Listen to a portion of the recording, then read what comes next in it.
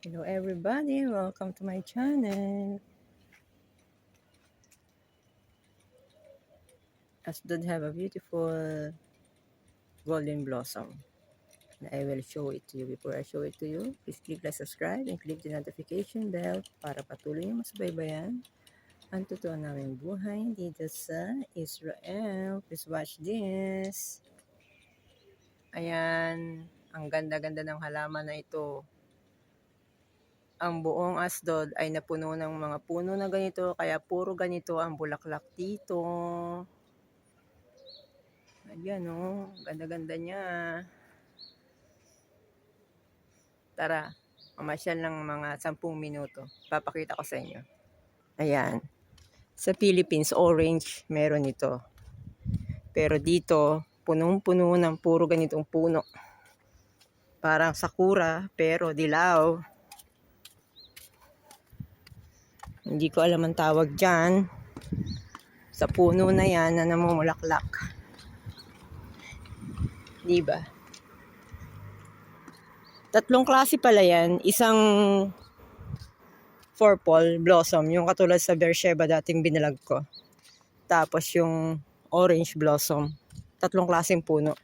May ganito din dilaw sa Beersheba pero isang puno lang ang nakita ko. Dito punong-puno. Ayan o. Para siyang bulaklak ng Nara pero maganda pa sa bulaklak ng Nara. Napakaganda. Puntahan ko lang yung cat park. Meron ditong park ng mga pusa. Ganda naman maglakad dito. Ito yung orange blossom niya. Malalaking bulaklak naman ito. Pero yon pino. Ito malalaki. Yung dilaw, pinong magaganda para siyang orchid. Ayun o, may isang puno ako nakita. Punong-puno ng bulaklak. Ayan po, ang ganda talaga niya. Punong-puno ng gintong puno.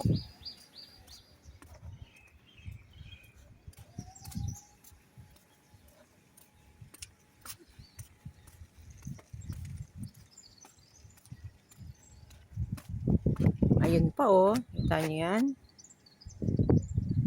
Ganda niya. Lapitan ko nga.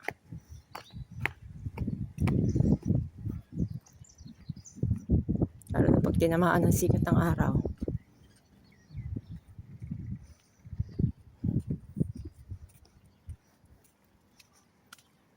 Sa park. Punta ako ng park. Ayan pa oh, dami. Ganda niya.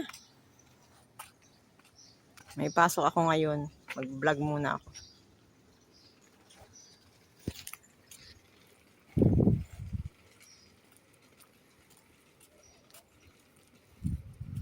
Mas marami siguro ditong puno na mulaklak ng dilaw.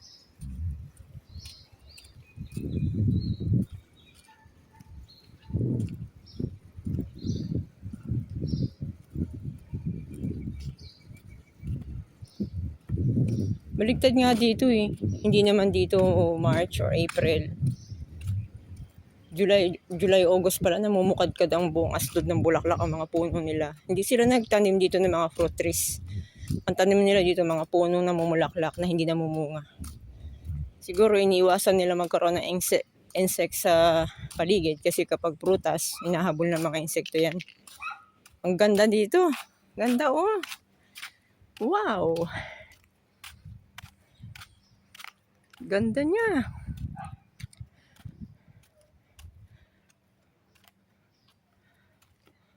Diba? Ganda siguro yan lalo kung mababa yung puno. Tapos sa puno ng bulaklak. Buong Asdod ganito ang mga puno.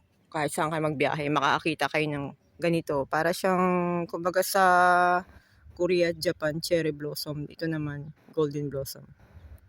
Bye-bye! Uwi na ako. May mababa, parang may mababa doon. Lapitan ko nga.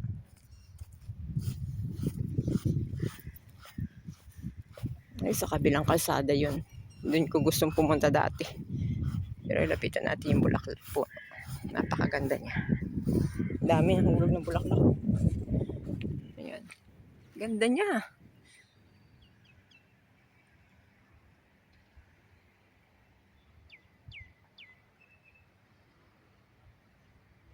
Bye! Nakita nyo na?